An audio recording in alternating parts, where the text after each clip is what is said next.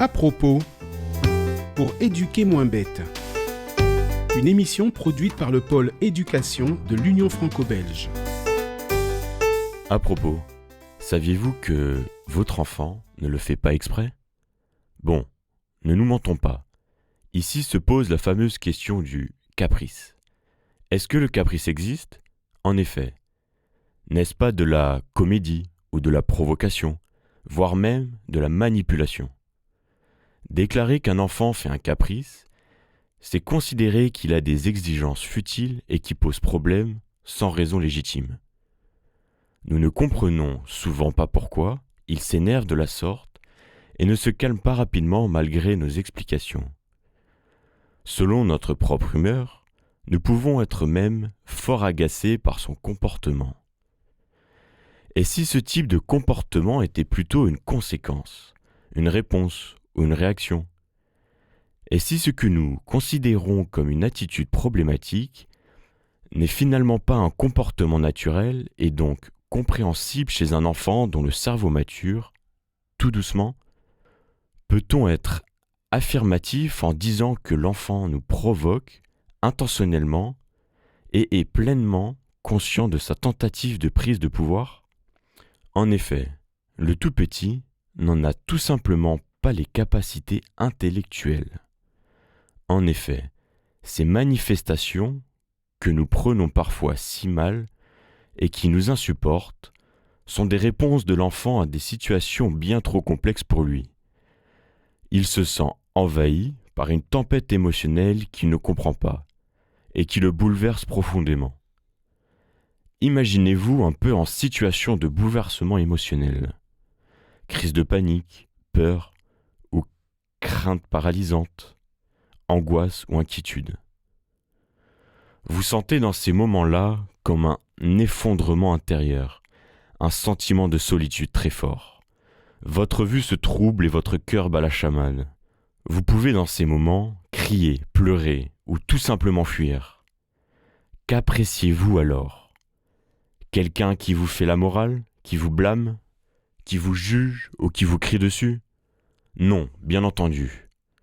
Vous avez envie plutôt de compréhension, d'écoute, de silence ou d'être rassuré. L'enfant est comme vous. Alors lui demander de se calmer ou le menacer d'une fessée ne lui fait pas vraiment du bien. Cela rajoute à sa confusion ou stress et peur s'entremêle et le plonge davantage encore dans un flou inquiétant. L'enfant est tout simplement en proie à un déferlement émotionnel, car son système nerveux est encore immature. Lorsqu'il est trop stimulé, il perd pied, comme par exemple dans une allée de magasins où sont exposées des centaines de friandises, il ne sait plus où regarder et son envie est décuplée, au point qu'il veut tout de suite. Du coup, il demande, exige, tape du pied et se sent emporté par un enchaînement de réactions qu'il ne comprend pas du tout. Surtout que face à lui, il a un parent qui cherche à le raisonner. Le sucre n'est pas bon pour toi. Tu en auras un en dessert. Tu viens d'en manger au goûter, etc. Or, cette surcharge émotionnelle doit s'exprimer. Cette énergie doit être extériorisée. Et la crise, justement, est son moyen d'évacuation. Dit autrement, c'est par la crise qu'il se calme. D'ailleurs, après ce tapage, l'enfant est tout calme. Vous vous dites alors qu'il a enfin fini sa comédie. Et cela ne fait qu'alimenter notre interprétation de l'événement. Ainsi, le rôle d'un adulte face à un tout petit en crise est de le prendre dans les bras.